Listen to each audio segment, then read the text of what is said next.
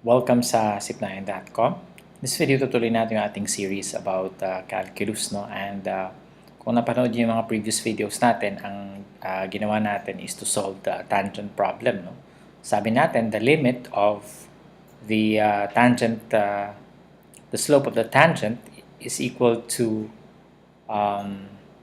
or the limit of the slope of the secant line is equal to the slope of the tangent line, no? Habang as Q approaches P. No? So, yun yung discussion natin. Hindi ko na i-detalye dito, balikan nyo lang yung discussion. But there, we have some notion of limit. No? So, dito ay explicitly na natin pag-aaralan yung limit. Dito sa video na to ay tignan natin kung ano ba yung konsepto ng limit. Here, we examine the values of f of x equals x squared at x equals 2. No? So, tignan natin yung graph ng f of x equals x squared. No? We want to find, or we want to examine the values of the function. Ano ba yung nangyayari sa f of x pag yung x natin malapit sa 2? No, ano ba yung mga numbers na malapit sa 2? Siyempre, meron tayo dun sa kaliwa ng 2. Yan yung mga 1.5, 1.7, 1.9, 1.999. So, habang palapit ka na palapit sa 2, 1.9, 1.999. Yung mga gano'n, no? So, damihan mo lang ng 9. Palapit na yan. And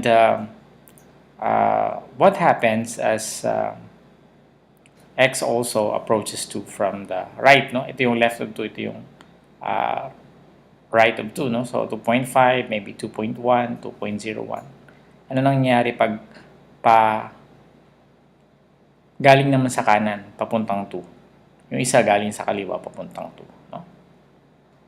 So, before we do the exploration sa ating graphical form or graphical representation, tignan muna natin yung numerical representation, no?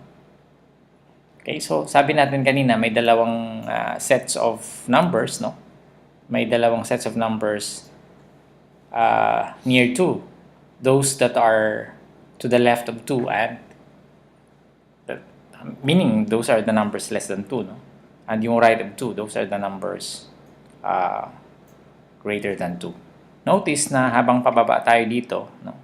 Punta tayo sa ibaba. Palapit siya ng palapit sa 2, di ba?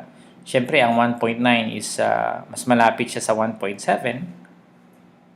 I mean, with respect to 2, mas malapit yung 1.9 sa 1.7. Of course, mas malapit yung 1.99. At mas malapit pa yung 1.999. No?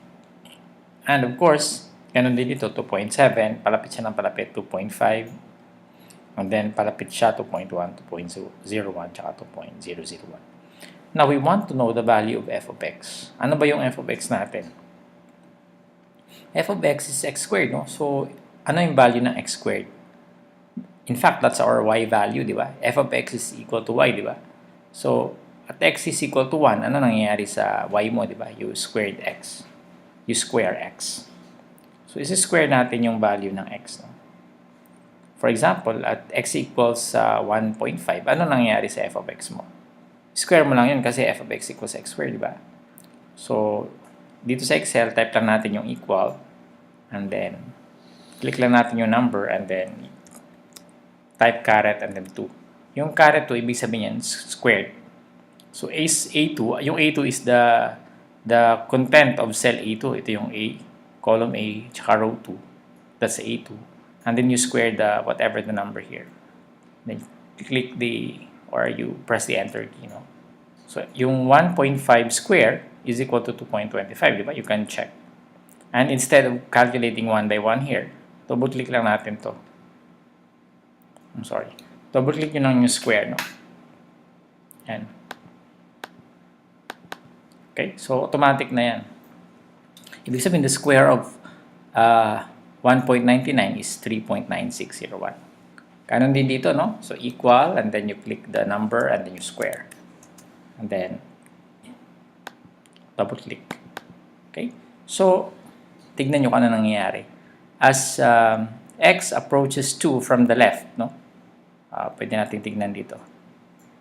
Galing ka sa left, papunta ka sa 2, di ba? So, as x approaches 2 from the left, what happens to the value of f of x? Saan siya palapit? Saan siya palapit na value? 3.99, malapit siya sa 4, no? And as x approaches 2 from the right, f of x also approaches 4. So, yan yung isang konsepto na importante dito, no? So, as x approaches 2 from the left, f of x approaches 4, no? Also, syempre from the right din, di ba? Yun din yung kanina. As x approaches 2 from the right,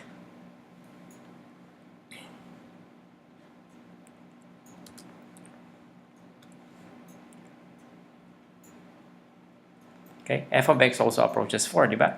So, both from the left and the right, yung ano natin, yung values ng f of x natin papuntang 4. Now, ano yung graphical representation niyan? Ito yung x natin, di ba? Itong blue na point na to, yun yung x natin. Ano nangyayari dun sa function? This is the point of the function.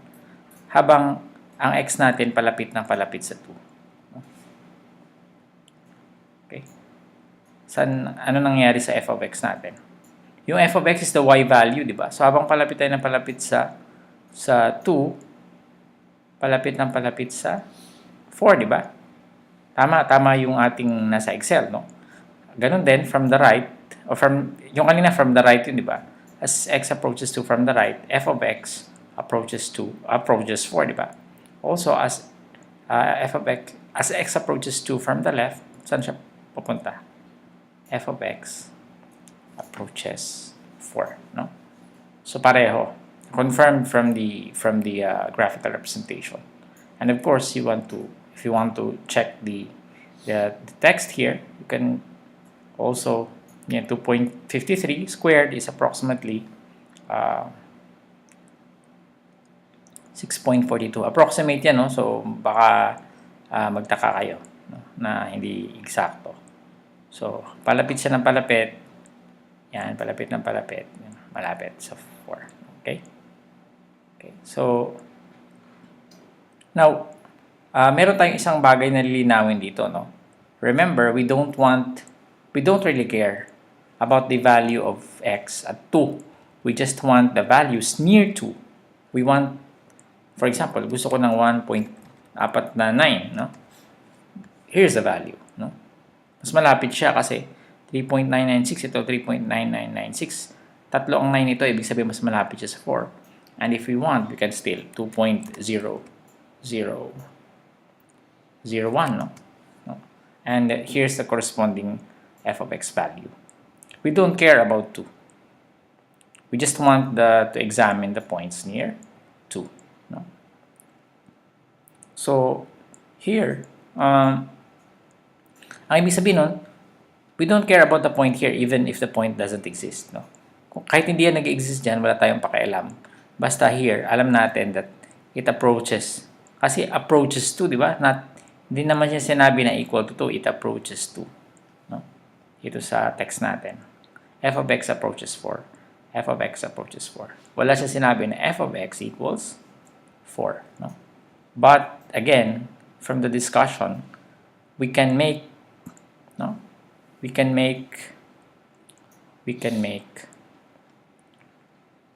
x as close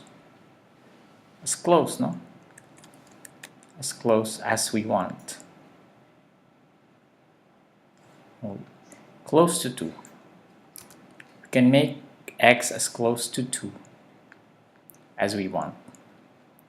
So, gusto mo mong sobrang malapit sa 2? You just add 9, di ba? Dito sa Excel natin, no? Just add another 9. Gusto mo 9, 5. 1.9999. Nag-round off na siya, no? But, I think, obvious na mas malaki ito kasi 4 yung 9 niya. Ito 3 lang, no? And again, 2.0001. Okay, mas So, gusto mo 100 na 9. We can make x as close to 2 as we want. 100 na 9, 100 na zeros. O 99 na zeros, or 1,000 na zeros, no? So, yun yung isang konsepto dito na gusto nating linawin. We don't care about x equals 2. What we care about are the values near 2. The values that are very close to 2. Now, bago tayo magtapos, no, yung ating may gusto kong introduce sa inyo na notation para hindi naman kayo mabigla later sa pangalawang video natin. Yung approach, no? Approaches or yung gets closer and closer. Closer. Pwede natin yan symbolize na yung arrow na ganyan, no? Tapos, what else? Yung 2 from the left, 2 from the left, from the left. Pwedeng 2 and then yung exponent niya i-minus. Yung 2 from the right, we have 2 and then exponent na plus. So, pwede natin itong paiksiin, no? So, as x, yung first statement, we have as x approaches 2 from the left, no? F of x approaches 4. Approaches then, gets closer to 4.